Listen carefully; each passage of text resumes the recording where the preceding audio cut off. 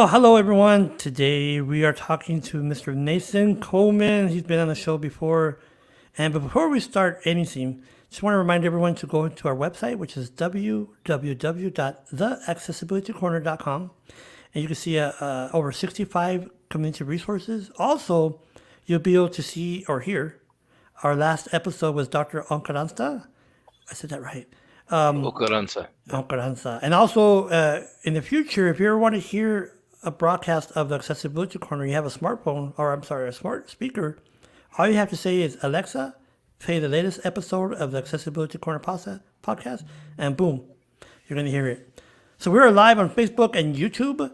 Mr. Nathan Coleman and Mr. Jesus Bautista, how are you both gentlemen doing today? Doing good. Thank you so much, George. And you, Mr. I was doing Bautista. I was doing okay, but then I called you out of the blue, huh? yeah. No, I didn't comb my hair, so I okay. know, me neither, so don't worry. And before I forget, our show last Saturday show is also available at elpasonews.org, elpasonews.org, and this show will also be on there. It has a lot of resources on there, folks. Our news regarding everything regarding El Paso. Just check it out. It's called El Paso News. So, Mr. Coleman and Mr. Bautista, we're going to talk about an item that really impacts people with disabilities in different aspects. And what I mean by that is access. Access is a huge word, and it comes with some caveat. What I mean by that is the barriers in transportation, education, employment, housing. We all felt that. Mr. Bautista has employment. I bet you have too, Mr. Coleman, and myself. So to start out, before we start, Mr. Coleman, go ahead and tell people about you. I know you're a real strong advocate here in El Paso, but I want people to know more about you.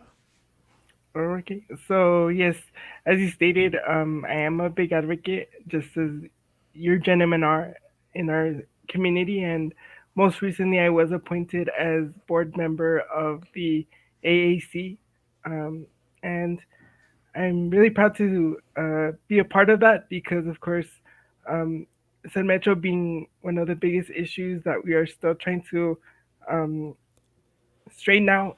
But this is a great avenue for not only myself, but other um, people with disabilities who are interested in growing in this area. This would be a very good resource to start because the city, because of Mr.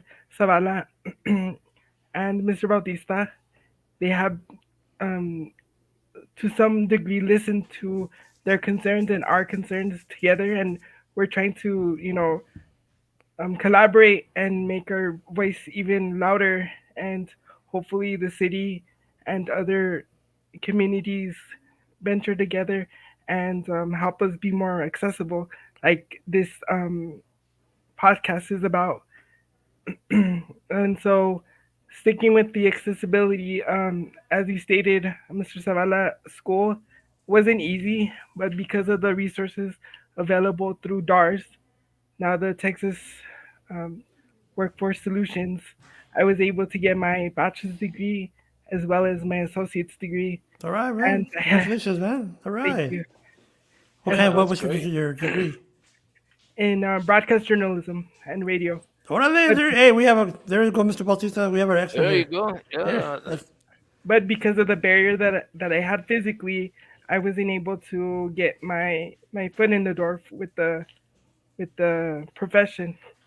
And so now I'm more into the social aspect of helping people with disabilities through the consumer directed services option, yes, which sir. is another topic that we have discussed on the podcast before. And by You the know, way, speaking Mr. Coleman, just to let you know, if you call me gentlemen one more time, I'm gonna take you off as air. Okay? Don't ever call me that in early. But speaking of having difficulty getting into the profession, um, I can tell you from experience that yes, it's very difficult. You have to fight your way through and not give up and make sure that your goals are met because when I first came back to El Paso, I had a, a hard time convincing the superintendents and principals that I was an educator. They thought, well, you're blind, you're visually impaired, so you can't do that. And I had to prove myself, but I also had to insist, and that's what you need to do. Insist and be consistent. and stay up with it. Don't give up. So maybe let's talk about the barriers, Mr. Coleman. For those who don't know, Mr. Bautista used to be a retired educator for 30 years. But was you, and it's kind of sad that you have to say that, Nathan, because it's true. It is true. No matter what your accolades and academics is, they're always going to Yep. see us as, or we're disabled, we can't do it for whatever reason. Maybe they're blind, intellectual, or whatever it is. Yeah. But for you, what's the biggest thing that as of today would you see that impacts you personally when someone, like when you want to apply for a job, what's your back of your head like? What are you wondering, or not wondering, but what are you worried about? From past experiences, I do talk very intellectual, and so I don't see that they capture my disability until they physically see me as a person. Um, and basically, I don't disclose that during the initial interview until, of course, I go to the next step, of course, in meeting them in person, and that's where the barrier is that they Let don't me look at it. hold on before you go. Let me ask you. I've done that. Mhm. Now I bet you, Mr. Bautista. Let me ask you, so I can tell you why I do that. I don't tell people. Why do you do that? Just out of curiosity. It's not because I'm ashamed, but rather it's just because I feel that it's a disclaimer from the very start and doesn't really give me the opportunity to explore the interview process as a quote unquote able bodied person. And the reason that I don't say it is because it's being blind is not a job requirement, or it's not part of the task. So I don't see that, and I feel like, should I tell them or shouldn't I tell them that? But why should I tell them? If they're interviewing me, that means I have the skills. But yeah, when I go in, you're right. I see the cane, or they see Mr. Bautista when he had a guide dog, especially when he applied Yep. for that school. So that's where this kind of discussion needs to be done in the public domain, where we could talk about this and tell people, you know what? Just because we have limits doesn't mean we're dumb or we're uneducated. Everybody has limits, right? And they said, right, Mr. Bautista, anyone. That's one, George. That's why I don't particularly care for the word disability, because disability, to most people, the sighted world sees that as, well, they're not able to do anything, and I would rather call myself, or label myself as limited. I have a limitation. That means that I'm limited at what I can do, but that doesn't mean that I cannot do it. For instance, people said, well, how can you coach since you can't see well? Well, I'm limited from the standpoint that I couldn't see from one end of the gym to the other. But when it came to coaching and working with the individuals and the kids, I didn't have any problem with it. See, so that limitation, you know, is something that I prefer to use than disability, because whenever you use the word disabled, just think about it. To the sighted world, disabled means unable to do something. What do you say, Mason? For those who are listening, don't understand what we're talking about from the personal perspective, because until they experience, when I say they, the quote unquote able bodied, until they until they experience that experience, or until they experience that discrimination, they don't know how it feels like, wow, just because I'm this or that? Really? And like for you, like now that you're going to be applying for school, I mean for work or jobs or career, really, what do you say to prospective employers about you? Not per se your limitations, but your abilities. Uh, you took it. As far as I don't look at the disability, but I'd rather look at the person's abilities.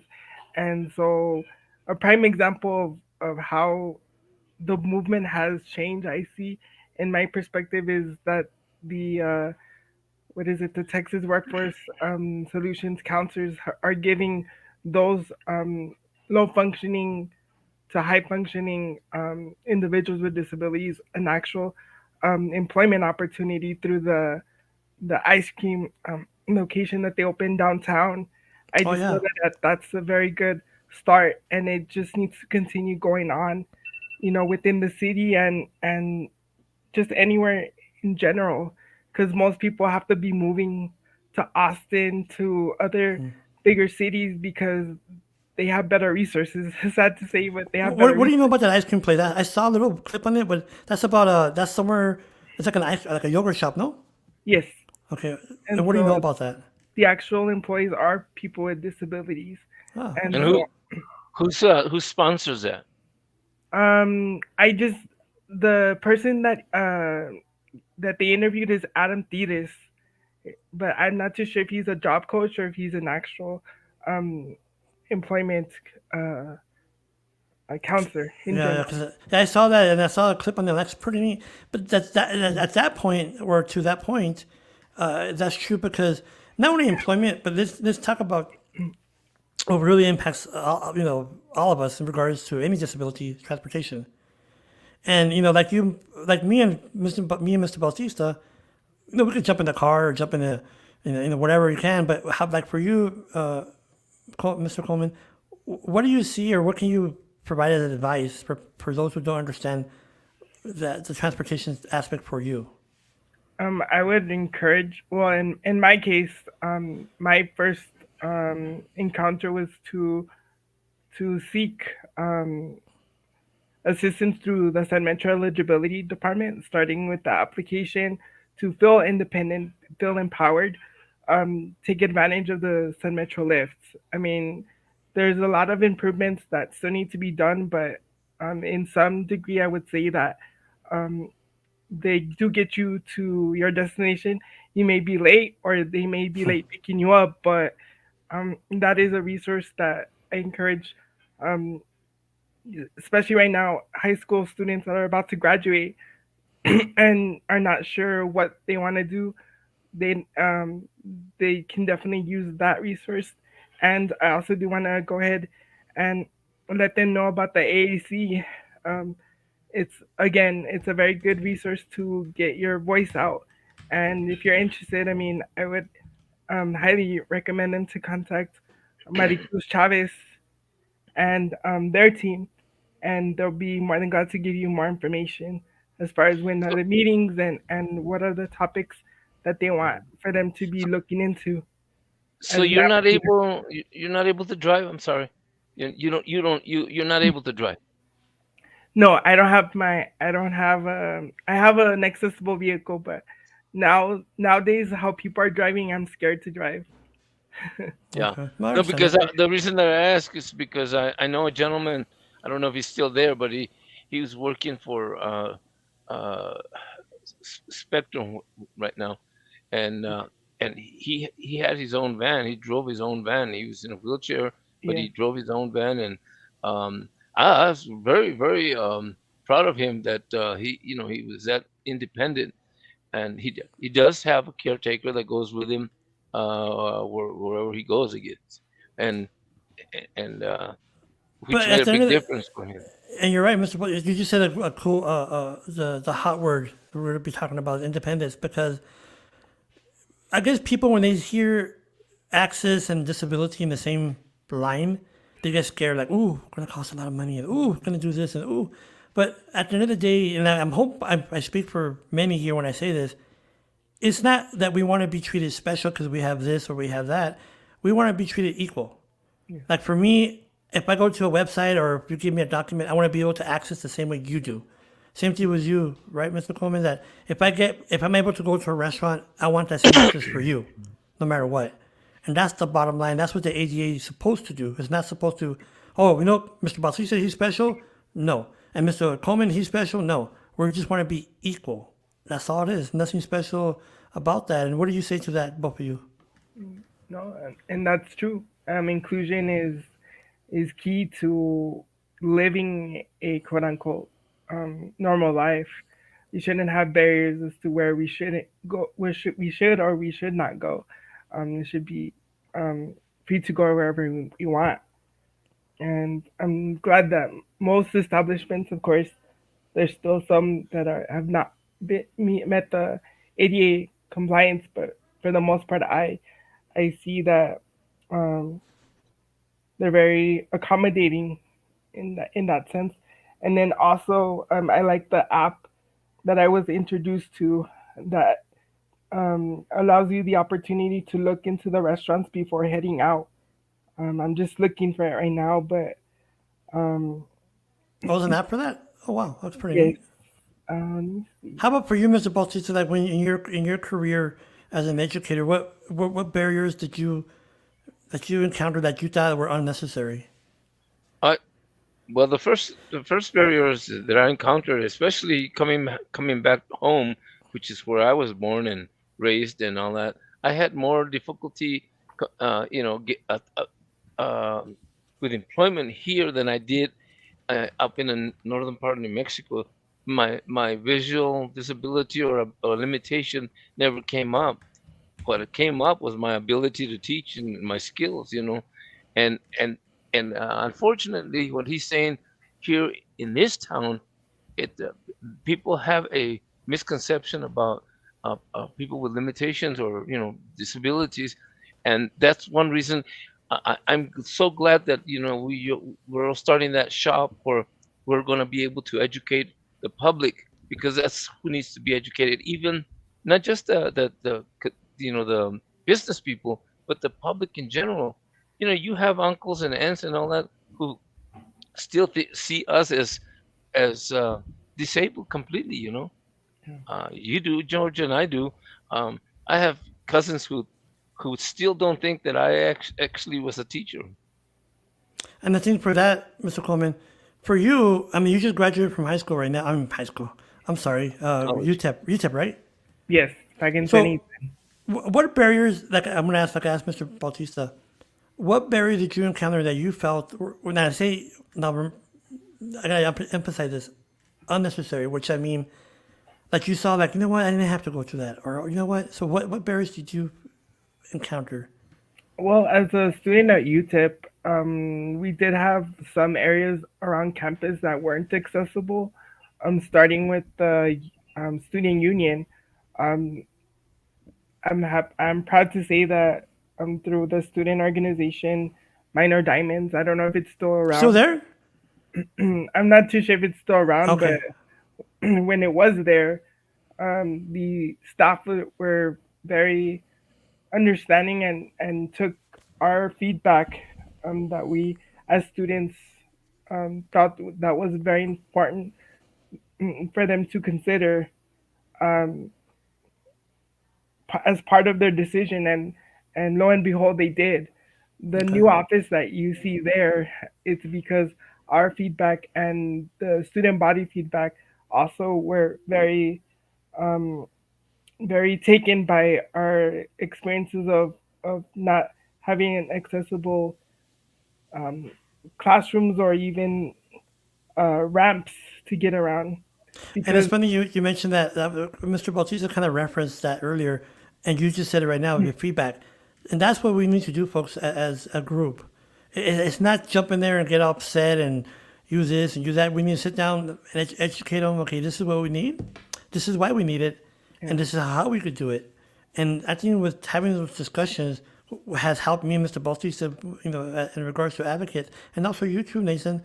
And the thing that we want people to understand from discussion is to overcome the biggest barrier. And I think I talked to you about this, Nathan, the first time we spoke on the podcast, is the biggest barrier for anyone that has a disability is perception. Okay? And what I mean by that is, like how you said, Nathan, when they see you, boom, they saw Mr. Bautista. But let's pick it up a little bit more. How about those individuals that have been diagnosed with either autism or some type of intellectual disability, and now you have the sighted people, so to speak, saying, "Well, he looks normal, but why is he acting that way?" Or he does this, or she does that. But see, that's where I'm saying that we need to understand, comprehend. Okay, what's going on? Why are they doing this? Why are they doing that? Instead of automatically labeling him like as a crazy person. I've seen that so many times, and that's unfortunate because that person just has some type of diagnosis. And then when it comes to a wheelchair, or someone like myself and Bautista that use either a cane or a white cane or a guide dog, Manos, you'll see it right away. I don't know if they've done this to you, Nathan, but they've done this to me and Mr. Bautista. They'll talk really high, like how you, I'm like, or really low and slow. I'm like, look, first of all, I'm not deaf unless you ask my wife, and number two, I'm not. Don't talk to me slow. You don't have to do that. But I think having the discussion, it will enlighten them. I hope. What do you say to that, Nathan?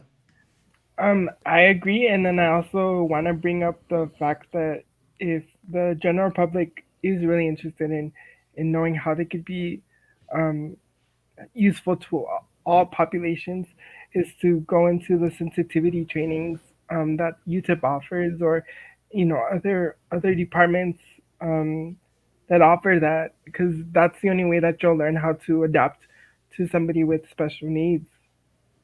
For that, George, yes, sir. and one of the things though that I think that we need to consider ourselves is that a lot of times it's our lack of self-confidence or self-esteem. So when we go into for instance, we go into an interview, we're not sure. We're not, we don't feel comfortable. We don't have that self-esteem or that self-confidence that the silent world has, and we need to learn to show that the self-confidence, and that way, like I said, it's not what we look like, but it's what we can do, and they need to know what we can do. The Exactly. last interview that I had, because I was turned down several times here in El Paso. The last interview that I had before I got hired, I actually took a film, a videotape of myself coaching kids when was coaching, and I told them, I said, before we begin this interview, I would like for you to see this videotape. They played it, and they were extremely impressed because they could see what I could do. They weren't looking at what I looked like. They were looking at what I could do. And I think that's the problem, is that we have to prove ourselves, and a lot of times we need to do things like that. Show what we are capable of doing True. or That's what very we've true. And done. by the way, folks, if sorry to interrupt you, Mr. Bautista, because we just got a comment. So if anyone out there has a comment or question, you can post it on this Facebook feed, and it'll pop up. And I'm gonna go ahead and show this comment. And Nathan, could you do me a favor? Can you read it for us? Yes. Okay, let me go ahead and bring it up. Okay. Okay. It says, let's not call people's um, let's not call people special needs through though, please. That's from Christy Lai. Yes. That's my personal opinion. That's just my personal opinion because thank you, Miss Christy, for mentioning that. And like I said, if anyone has a question or comment, go ahead and post it. We'll post it here. Thank you, Nathan, for reading that. Yes. For me, personally, I don't like that word because special needs means that my needs are special. They're not. My needs are I have to do to be equal. And those are not special. They should not be special, like I had mentioned earlier. And another thing is kids with special needs. For me, is when do they transition from an adult? You don't. I have never heard an adult with special needs. I've always heard, like Mr. Bautista, limitations or disability or whatever. But I just don't understand why it says special needs. Like, again, just my soapbox. I'm just talking here. But let me ask you this, Nathan. What do you think about that term, special needs, and you, Mr. Bautista? Do you like it? Yeah or nay? This is a discussion. I'm not saying it's a bad or good thing. It's just your opinion, right? I personally just think it just matters what to what audience you're trying to explain this to, because if you try to explain to something like this to a elementary student, they're not gonna understand if you use like other another language other than just saying special needs. So I do apologize for saying that in this type of audience, but I'm so used to saying that in a smaller generation type audience. No, I hear you. I hear you. And, That makes and by the way, Nathan, we were talking about that ice cream thing. Miss Lai put it into our feed. So if anyone wants to read it, you click on it, and it'll show you about that ice cream shop you're talking about, Nathan. I don't want to click on it because I might lose everybody. So, right. Mr. Bautista, what do you think about special needs? Well, you being an Well, educator under special education. yeah, that's what I was going to refer to. I taught special education for so 30 something years, and the thing about teaching special education is that kids that end up in special education end up having a difficult time attempting to get into college because, and in some cases, they really weren't special. I mean, they really didn't have a limitation. They were, some of them just you know, decided that they didn't want to you know, they didn't want to be in the regular class or whatever. uh, I've seen kids who, you know, were in special education classes, and they had difficulty trying to get into the, you know, college situation or a career educational school, because people look at their transcripts and say, "Oh, this kid was in special ed. He's, you know, he's not going to make it in our system." And it's, that's just not. See, it's like me. I went to the blind school, and when my credentials indicate that I was visually impaired, so right off the bat, I'm, you know, I've got that against me. The fact that I'm Hispanic, and, you know, so you have to, you know, you have to be very careful how you term, or, you know, the terms that you use with kids or with people, because like I tell you, I don't like the word disability. And so I'm sorry, I was typing while I was talking. I do apologize for that. And I'm just encouraging people to go ahead and put that question here because I think that we have experience in this discussion with you, Nathan. You being very active, Mr. Bautista, myself, to answer those questions from our perspective when it comes to that. So let me before we go any further, Nathan, I want to also touch on housing. What have you seen here in El Paso, especially now that you're going to be in the AAC, in regards to housing? Is that, or have you heard, is that a big issue here in El Paso? Me personally, I haven't really encountered that because I still live, with my parents. But I know that it's been an issue for others in our community.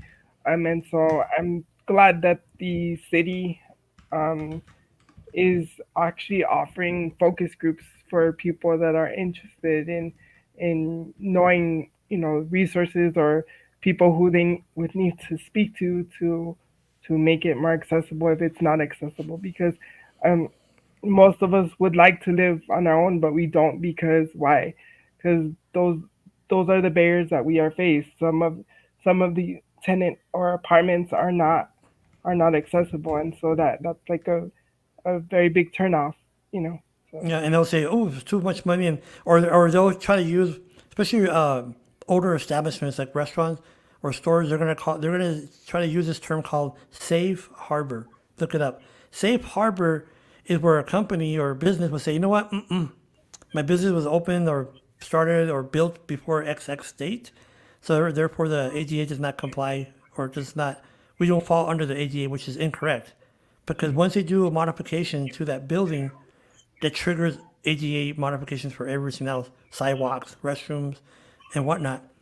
But the city has done a lot in regards to that component. What I mean by that is before, when let's say you had a restaurant, you did a little modification on the door. Let's say you widened the door.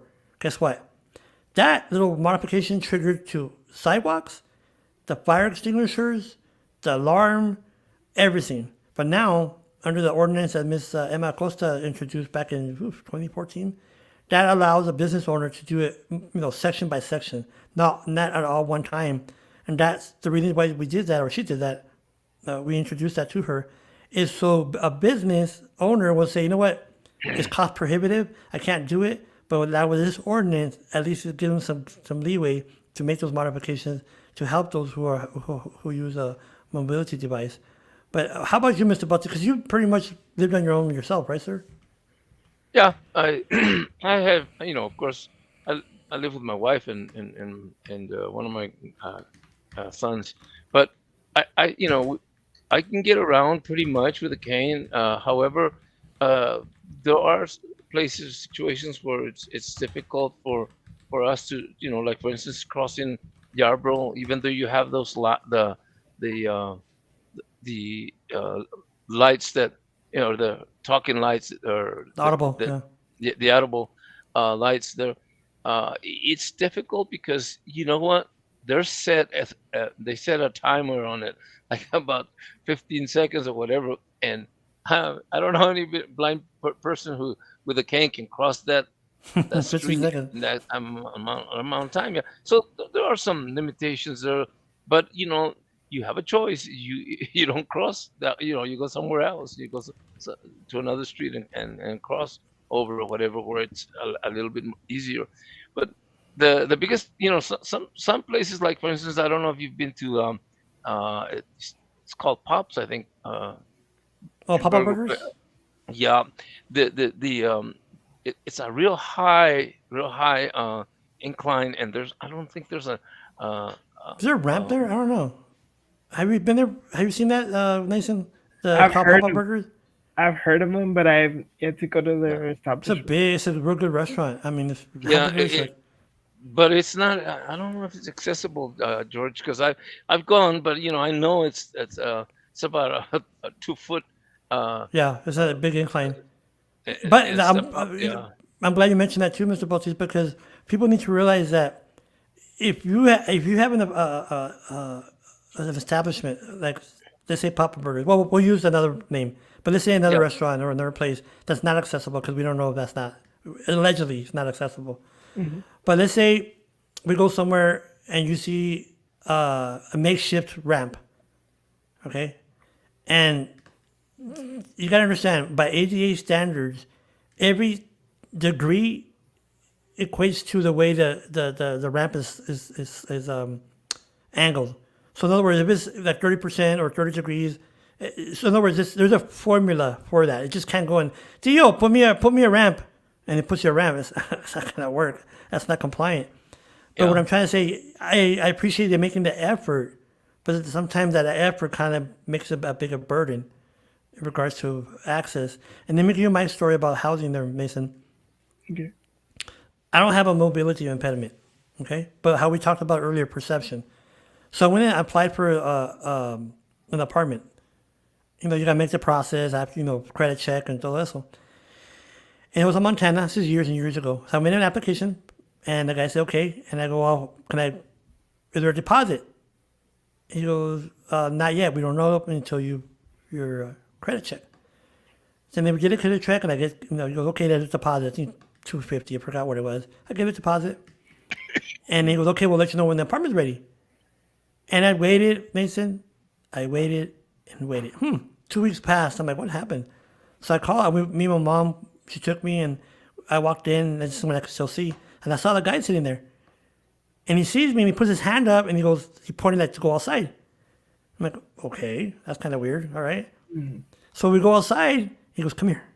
So he kind of put me to the side. He goes, the manager declined your application. I'm like, what? I passed the credit. I gave it deposit. Because, yeah, but she thinks because you're blind, you might burn down the apartment. I'm like, what? And that's the very first time I experienced the discrimination. I was what, in my mid-20s? So that experience put that little flame in my butt that experience made me feel like, you know what? I want no one else to feel that experience of discrimination just because I'm blind or visually impaired. I want to burn down the house or apartment complex, really? Seriously. And going to what you said, Nathan, you show up to a job interview, they're like, seriously, you want a job here? But you're in the wheelchair. And this wheelchair has nothing to do with your mental capacity. Like Mr. Bautista, he was an educator. Yeah. Blindness yeah. has our limitations have nothing to do with our mental capacity. Now, Mr. Bautista's older, maybe, because anyways. But the point is, Hey, wait a I'm minute. sorry, I had to put that in. But the point is, you can't associate if someone has been diagnosed with autism or some type of intellectual disability or a mental health disorder like the bipolar, whatever. Don't automatically put them into this little cabinet or little basket saying Yeah. they're damaged product. Don't touch them because Yeah, see, I have a grandson has minor autism, and he's experienced some discrimination, but because of the way we brought him up to believe that he could do whatever he needed to do or whatever he wanted to do, he's been able to, he's like right now, like I've told you, George, he's working for Verizon, does is doing real well. He just didn't let that, people or that limitation stop him, and that's what we've got to do. We just have to search forward, and there's going to be people that are going to try to stop us because they are ignorant. But we have to educate them and continue to go forward. So before we go, Mason and Mr. Bautista, I want this to be a good, I guess, teaching point, if that's a good word to use. What would you tell the youngins there, Mr. Nason? Because you're ya está viejo, you know? Not really. And Mr. Bautista, what can you tell your brothers and sisters that are coming up behind you in the pipelines that are going to experience stuff? They are, no matter what. I don't care what it is. What can you tell them right now as someone that's been active and say, okay, this is what to do, or this is not necessarily how to feel, but what can they do to be more vocal? Is that the word to say? But yeah, well, the key word is preparation. If you're not prepared to, and if you don't plan to succeed, you're planning to fail. And that's the name of the game. You need preparation, and if you're well prepared, they can't stop you. They can momentarily put a stop to you, but they can't stop you. That's what I did. I mean, they tried to stop me from me getting a teaching job, and they did it momentarily. But my training, my preparation, you know, overcame Yep. their ignorance. And then once I got in, uh, you know, the and I started teaching and doing my job and doing it well, then there was no arguing, or there was no concern. But at first, they have this fear that you're going to be a liability to them, and What do you and say to and that, Nason? You're right, Mr. and Bautista. I A yeah liability. and I hang on, and I always tell people, that when they say that, they think they're going to be a liability, is you just have to, show that you are well prepared, better prepared, because you have to be, and then just stick to your guns. Yep.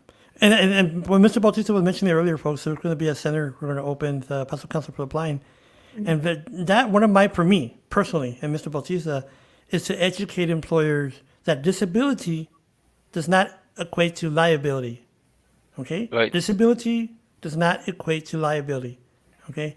And what we mean by that is, I worked at the Workforce Solutions Borderplex. And I saw many of times, folks, and I'm going to tell you this, Mason, it was sad. 3 or 4 times that we had to turn away a person because they had they used a wheelchair, they were blind or deaf. And I thought that was, when I saw that, I'm like, Lord have mercy, what is going on? TWC, well, back then DARS. Well, there's employers, and then the workforce, well, oh, I'm sorry, the workforce say there's employers, and DARS would say, well, there's support services equating millions of dollars. But guess what, folks? There's a gap. And Mr. Nason, you experienced that gap. And what that gap is, folks, is perception. Until we break that barrier down, these two components are going to equal.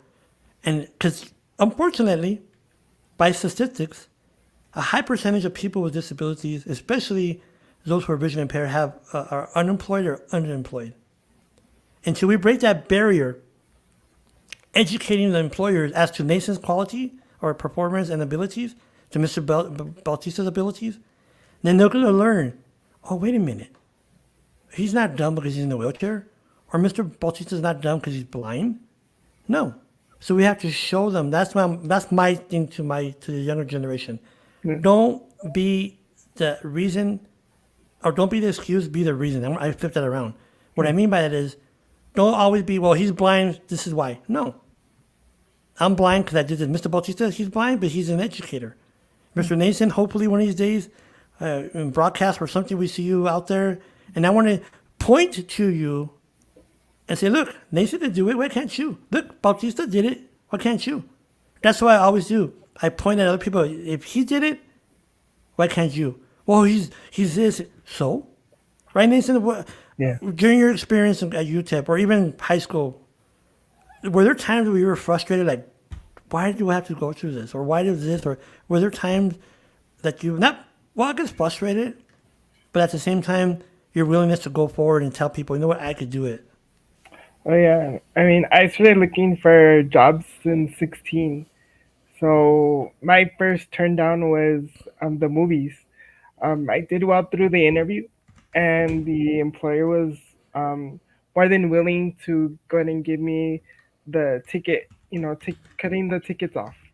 And when I went to the second interview, they're like, you know what? I want to give you the job, but my superior here doesn't think that it's fair that you have the same job as the others, but the only modification that you'll have is that you wouldn't have to be cleaning the theaters, and so we can't give you the job. Wow. So from there, I just felt empowered to continue pressing forward, and so my job history has begun with the call centers, and thanks. Can I ask you something? Can I interrupt you real fast, Nathan? And I want you to be honest. Mhm. It's gonna be like counseling, okay, people. So I'm gonna start charging per hour here. But I want people to understand initially, and you too, Mr. Bautista. Initially, when you heard those words, "We can't hire you because of this," how did you feel? I cried, and I cried because I just like what I mean, you guys can't really give me the opportunity because you see that it's unfair for others because they'll have to do my job because I can't physically do it. You I know, felt, and yeah, I've been there See, too. and Yeah, and me, and me, I when the the guy told me that they were going to hire from within in house, it made me angry, and not only did it make me angry, it made me more determined. And I said, you know what? I'm the best qualified individual in the city, not just in at the school. I had the best credentials, and it made me angry. And I went to the superintendent's office and I made him. I told him, you need to take down that sign that says, you know, uh, equal opportunity employer. I said, you need to take that sign down and take it down now. And he said, why? And I said, because you don't hire people with disabilities. You're lying to people. and Got on because the phone, and he called the Baylor president principal, and within 5 minutes, I had a job. So you see that you have sometimes just have to stick to your guns. Somehow, I wish that you had gone beyond over his head and to to but what you, to make sure. but he did say the same thing you did, Mr. Bautista, was he felt empowered, and now and Yeah, I think what. Now that I think about it, Mr. Bautista, and whoever's watching, you too, Nathan, I just figured something out. Maybe that's what makes us advocates because we've gone through it. oh yeah, We feel like, oh man, you serious?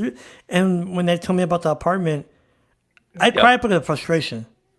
I'm like, really, bro? You're gonna, because I can't see? It's, I'm gonna burn their place down. And yeah. I guess because I was frustrated because of the lack of education. The ignorance, that's the word to use. And it's not because sometimes people are being mean, but when they do things like that, instead of saying, okay, hold on, like Nathan, let's see what we could do to make, to Mr. Bautista, let's see, or me, myself. I've been fired twice, folks. Twice because of my blindness. We had to go You to know, court once. my suggestion though, George, to him is very simple. You need to tell them not to be looking at the problem, but as the solution. What's the solution for what would solve the problem for me to be able to get the job? And then of course if you're not able to do it, then be the one to say, well, I can't do it. Yeah, But not for them. They should not be the ones to say you can't do it. true. What do you say to that, Nathan? no, he's right. But it all depends on the manager's intentions because if they go with their good feeling, of course, then they'll go in and give you the opportunity. But if they're going off of what the requirements of the job requires, then obviously they're not going to give you a fair chance.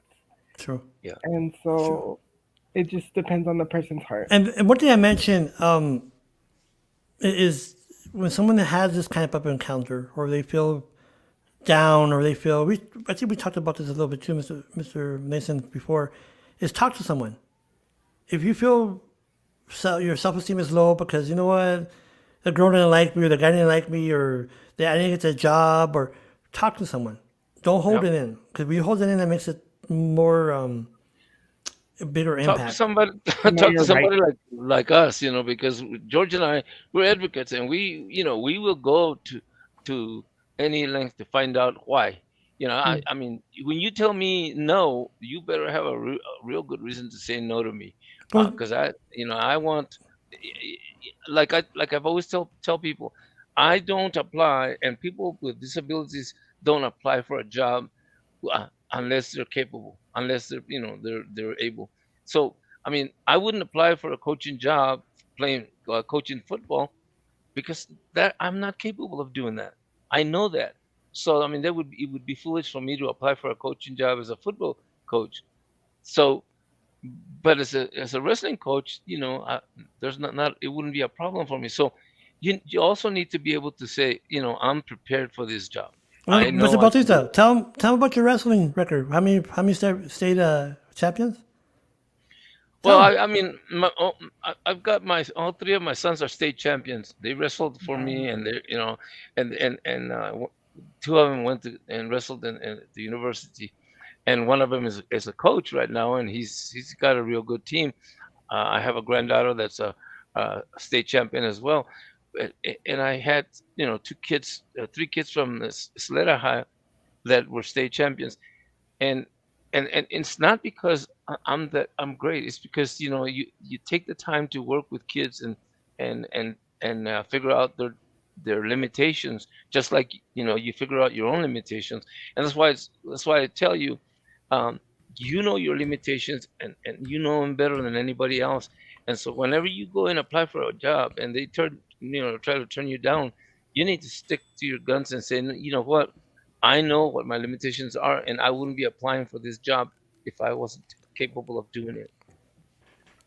I think with a lot of time what it is, folks, that are watching or hearing this, you might think that we're just being whiny, but I guarantee you what, anyone that's listening that has a disability or limitation, they're like, oh heck yeah, you're damn straight. And Yeah, that's why I'm saying we need to have more of these discussions because you're not alone, right, Mason? I've called you twice, complaining and just venting my stuff. You'd be a good counselor, by the way. But the thing is, and Mr. Bautista, I've done that millions of times. But what it is we need to talk about it, not only among Empowering. ourselves, yeah, but in the public yeah. venue like something like this. You know, Don't hide it. Don't hide your concerns. Express them to somebody who believes in you, who's going to increase your self esteem. Not Don't go talk to somebody who's going to you know Put you down. down your your self esteem. I always go talk to somebody who who's going to be positive. I'm not real good on computers, so I talk to George a lot, and George helps me a lot, and it's because I know that he's not going to be negative. He's going to be positive, Yeah. and it's like you, that's what Mason. you Before I tell met people. you, I'll tell you right now, we're live, so Yeah, people talk good about you, man. A lot of people that around you, like Nathan. I'm like, I want to meet this Nathan Coleman. He's a badass. Well, I want to meet this guy. And now that I got to meet you, I'm like, you know what? This kid's, mind you, mind you. yeah. I've seen you, but I've seen you, not your wheelchair, not whatever you are, like Mr. Balti. That's one thing I could say about being visually impaired, folks. I see the person for who they are, and I'm saying see. I see their spirit. I see who they are. Because yeah, they could talk and talk, but I could hear them and see them. And like you, Nathan, I didn't know till later on that you're in the wheelchair, like you use the wheelchair. I never knew that. It didn't really concern me, right? Because it's Nathan Coleman, and that's one thing I see as an advantage, I guess you want to say, for someone that has a visual impairment, because we don't judge. I've talked to people many times. They're like, well, you know I'm this, you know I'm that. I'm like, man, who cares, right? Like you, Nathan. You You know, just have to understand people's needs, and instead of trying to be uh, a show off or be think that you're better than they are. We're no better than anybody else. Whether you're in a wheelchair or where I have use a cane or what. We all are the same. We're yeah. human beings, and we need to respect each other's abilities or lack of. So to close this out, folks, both of you, Mr. Bautista and Mr. Mason, what do you want someone or those who are listening or watching, what do you want them to take away from this podcast? To feel empowered and to put their lack thereof confidence aside and push forward, no matter what the circumstances may be. There's always a solution to every problem most of the time, and so the the the the problem starts within us, and the solution will puzzle itself together if you're determined to meet that goal and do whatever it takes to accomplish it. And I also wanted to mention that the app that I wanted to go ahead and let everybody else know of is the iAccess. What is it called? I accessible. I accessible. Okay. Yes. Is it but it's for local restaurants or como? Yes, it's Oh for really? local restaurants. It's available for the iPhone or the Android. There you go. I accessible, right? Correct. Oh, I didn't see it. Now we learned something new. That's thank you, Mr. Mason. That is cool. You're welcome. How about you, Mr. Bautista? Yeah, well, same as him as I think that you should empower yourself, and as again, if you have a skill and you know you have a good, you're good at it. Don't let anybody keep you from, and you enjoy, and that's what you want to do. Don't let anybody stop you because then you're stopping yourself. Like I say, you always be prepared, have a plan, and then go proceed from that. Yep. Yes. And my words, I use it as hashtags on Facebook. No participation, no progress. We could sit here and talk about the problems, and Yep. like Mr. Bautista taught me recently, we could talk all we want about the problems, but we don't do nothing for the solution. And that's what we need Yep. to start doing. Yes, there's problems everywhere, but we start chipping away little by little by little. Look what happened to Sun Metro, little by little. Look at the city when before they had no money for on demand program, which is called the curb cuts. No money, zero. It still would have been zero as of today. But guess what?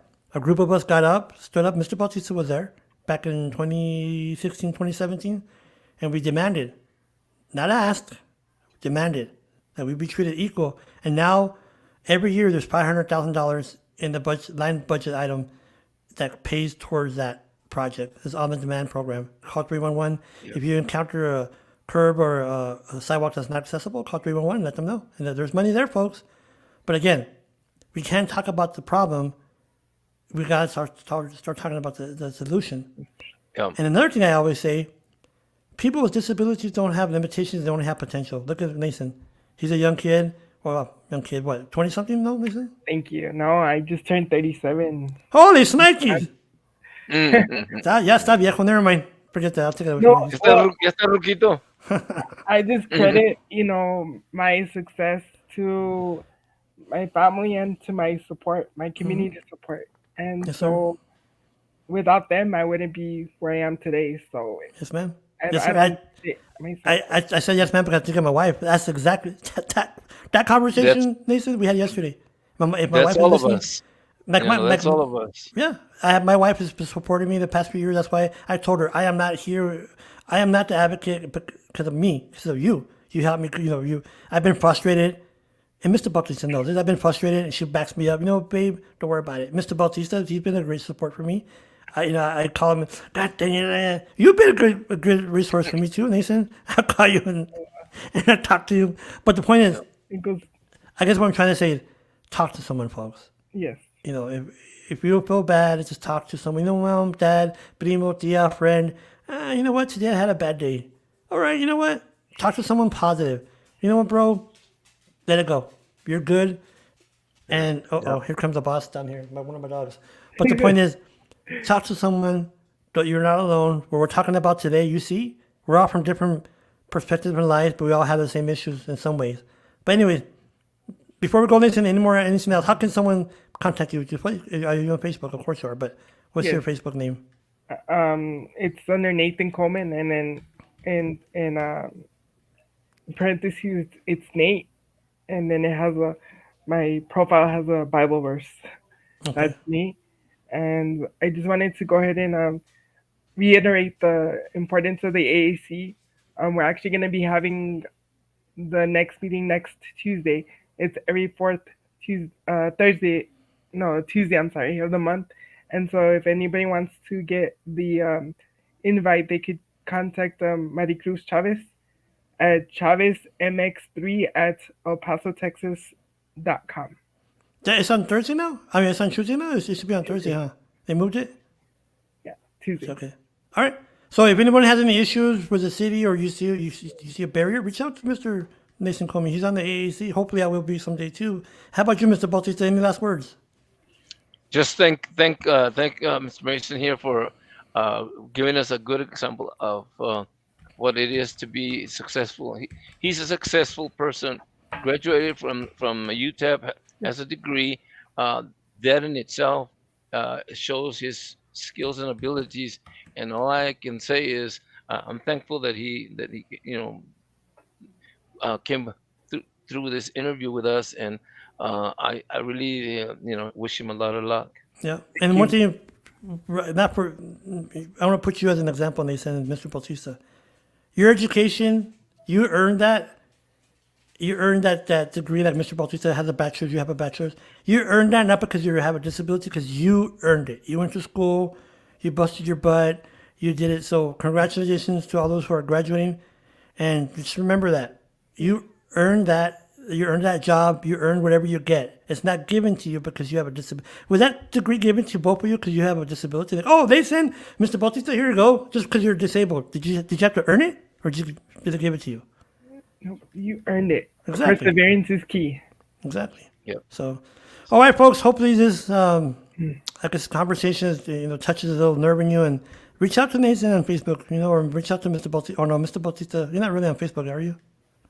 Not really. I'm not on Facebook, so I don't read Facebook. I just read. And you can always reach out to me, of course, or the Accessibility Corner. All right, folks. We'll go ahead and see you next time. This article will be on the El Paso News, hopefully by Saturday. Okay, bye, Mr. Nathan. Thank you so much for coming on, Mr. Bautista. George. And I'm Thank going to you, go Mr. because I Mason. smell my wife making some Italian food. And Oh my later, God. folks. Bye-bye. Have a good dinner. Bye-bye. Have a good one.